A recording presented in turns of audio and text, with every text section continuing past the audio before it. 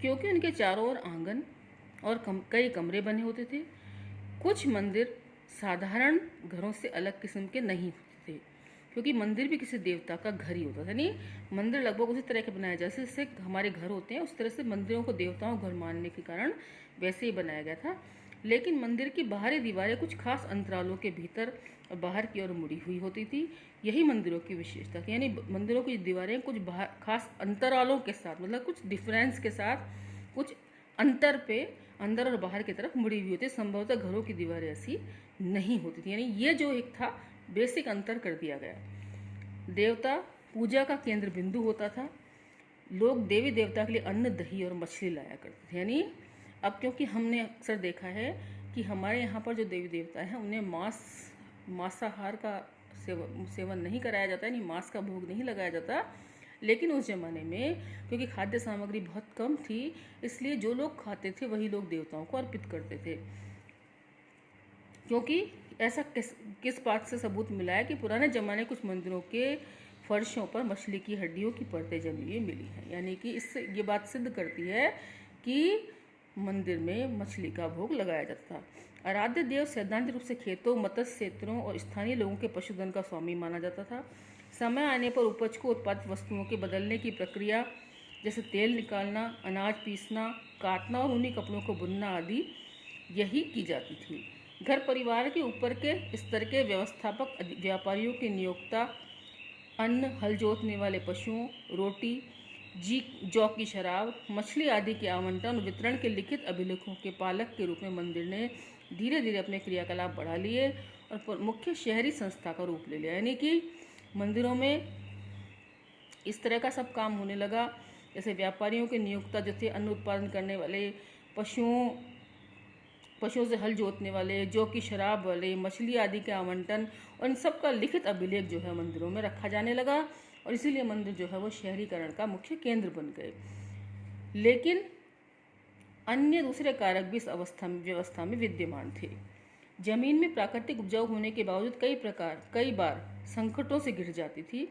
फरात नदी की प्राकृतिक धाराओं में किसी वर्ष तो बहुत ज़्यादा पानी आता था और जो फसलों को डुबो देता था, और कभी कभी ये धाराएं अपना रास्ता बदल देती। जैसे आपने देखा होगा कि हमारे यहाँ जब बारिश आती है तो कई मौसमी नदियाँ होती हैं जिनमें बहुत ज़्यादा पानी आ जाता है, लेकिन जैसे ही बारिश बंद होती है उन नदियाँ सूख जाती हैं।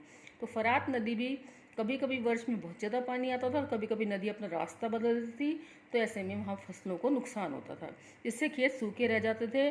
और जैसा कि पुरातत्व अभिलेखों से पता लगता है कि मेसोपोटामिया के इतिहास में गांव समय समय पर पुनः स्थापित किए जाते रहे। इन प्राकृतिक विपदाओं के अलावा कई प्रकार की मानव निर्मित समस्याएं भी आ रही थी, जैसे बाढ़ है, तूफान है। ये सब तो क्या होता है, प्राकृतिक आपदाएं होती है। बेटा मानवीकृत आपदाएं कौन सी होती है? जैसे ट्रेन से कट जाना है, जैसे ट्रेनों का एक्सीडेंट हो जाना है, जैसे कि बसों का भिड़ जाना है, जिसके जिम्मेदार मनुष्य हो, तो वो मानवीकृत आपदाएं कहलाती हैं। जो लोग इन धाराओं के ऊपरी इलाकों में रहते थे वे अपने पास की जलधार से इतना ज़्यादा पानी खेतों में ले लेते थे कि दूसरे लोगों के पास पानी, नीचे बने हुए गाँवों को पानी नहीं मिलता था। यानी कि देखा होगा जल का संकट उस जमाने में भी था। यानी ऊपर के इलाकों में जो लोग रहते थे वो ज़्यादा पानी अपने खेतों में डालते थे, जिससे नीचे की तरफ पानी कम पहुँचता था। ये लोग अपने हिस्से के सरनी में से गाद मिट्टी नहीं निकालते, नहीं अपने हिस्से में से जो है वो पानी के साथ जो मिट्टी बहकर आती है वो नहीं निकालते, जिससे बहाव रुक जाता था, नीचे वालों को पानी नहीं मिलता था। इसलिए मेसोपोटामिया के तत्कालीन देहातों में जमीन भी पानी के लिए बार बार झगड़े हुआ करते थे। जब किसी क्षेत्र में लंबे समय तक लड़ाई चलती थी तो जो मुखिया लड़ाई जीतते थे वे साथियों अनुयायियों को लूट का माल बांटकर खुश कर देते थे तथा हारे हुए समूह में से लोगों को बंदी बनाकर अपने साथ ले जाते थे, जिन्हें वे अपने चौकीदार या नौकर बनाकर रख लेते थे। यानी लड़ाइयाँ होती थी, जो मुखिया जीत जाता था वो क्या करता था, जो भी लूटी हुई सामग्री होती थी उसको अपने दोस्तों में, अपने रिश्तेदारों में बांटता था, और जो हारे हुए लोग थे उनको बंदी बनाकर ले जाते थे, उन्हें अपने घर पे चौकीदार या नौकर बनाकर रखते थे। इस प्रकार ये अपना प्रभाव और अनुयायियों की संख्या बढ़ा लेते थे। किंतु युद्ध में विजयी होने के नेता लोग स्थायी रूप से समुदाय के मुखिया नहीं बने रहते थे, आज है तो कल चले जाते थे। लेकिन बाद में एक ऐसा समय आया जब नेताओं ने समुदाय के कल्याण पर अधिक ध्यान देना शुरू किया, इसके फलस्वरूप नई नई संस्थाएं और परिपाटियां स्थापित हो गई। इस समय के विजेता मुखियाओं में कीमती भेंटों को देवताओं को अर्पित करना शुरू कर दिया, यानी देवताओं को जो कीमती उपहार चढ़ाए जाते थे, जिससे कि समुदाय के मंदिरों की सुंदरता बढ़ गई। उन्होंने लोगों को उत्कृष्ट पत्थरों और धातुओं को लाने के लिए भेजा जो देवता और समुदाय को लाभ पहुंचा सके तथा मंदिरों को धन संपदा के वितरण का और मंदिरों में आने जाने वाली वस्तुओं का हिसाब किताब रखकर प्रभावी तरीके से संचालन कर सके। जैसा कि एन मरकर ने से जुड़ी कविताएं व्यक्त करती हैं कि इस व्यवस्था के राजा को ऊंचा स्थान दिलाया तथा समुदाय पर उसका पूर्ण नियंत्रण स्थापित किया। हम पारस्परिक हितों को सुदृढ़ करने वाले विकास के एक ऐसे दौर की कल्पना कर सकते हैं जिसमें मुखिया लोगों ने ग्रामीणों को अपने पास बसने के लिए प्रोत्साहित किया, यानी मुखिया जो था उसने ग्रामीणों को अपने पास बसने के लिए प्रोत्साहित किया, जिससे कि वे आवश्यकता पड़ने पर तुरंत अपनी सेना इकट्ठी कर सके ताकि गांव वालों को इकट्ठे करके और मुखिया दूसरे मुखिया से लड़ाई कर सके। इसके अलावा लोग एक दूसरे के आसपास रहते जो रहने से स्वयं को अधिक सुरक्षित महसूस कर सके। उरूक जो उन दिनों सबसे पुराने मंदिर नगरों में से एक था, से हमें सशस्त्र वीरों और उनसे हताहत हुए शत्रुओं के चित्र मिलते हैं और सावधानीपूर्वक किए गए पुरातत्वीय सर्वेक्षणों से पता चला है कि 3000 ईसा पूर्व के आसपास उरूक नगर का 250 हेक्टेयर भूमि विस्तार हुआ, जिस कारण दर्जनों छोटे छोटे गांव उजड़ गए और बड़ी संख्या में आबादी का विस्थापन हुआ, यानी बड़ी संख्या में लोग इधर से उधर चले गए। इसका यह विस्तार शताब्दियों बाद फले फूले मोहनजोदड़ो नगर से दोगुना था। यह भी उल्लेखनीय तथ्य है कि उरूक नगर की रक्षा के लिए उसके चारों ओर काफ़ी पहले एक सुदृढ़ प्राचीन दीवार बना दी गई और उसका नगर 4200 ईसा पूर्व से 400 ईस्वी तक बराबर अपने अस्तित्व में रहा और इस दौरान 2800 ईसा पूर्व के आसपास ये बढ़कर 400 हेक्टेयर में फैल गया, यानी कि इसका विस्तार हो गया।